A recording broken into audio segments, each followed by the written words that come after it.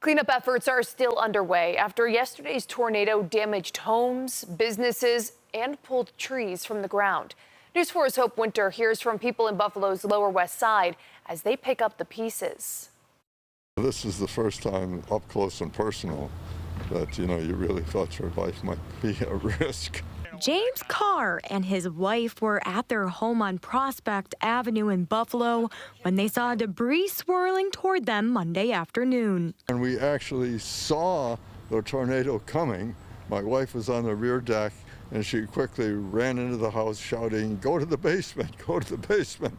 Then he spent Tuesday morning picking up those pieces of debris in his garden. I know that some of this came from Niagara Street.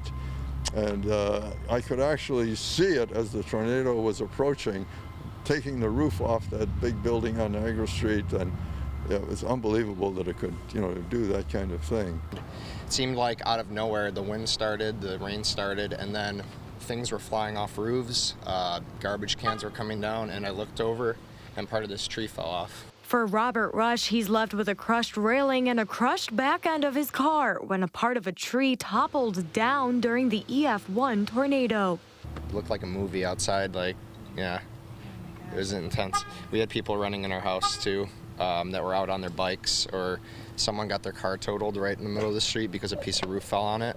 And the first thing they did was run into our house for safety. Rush says the response from the cleanup crews was great, as he says the tree sort of trapped them in their house and it was gone by the end of the night.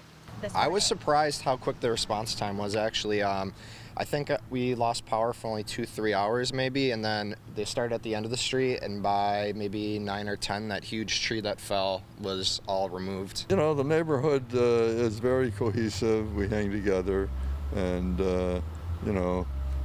it'll take a little while to do some repairs, but we're hanging in there.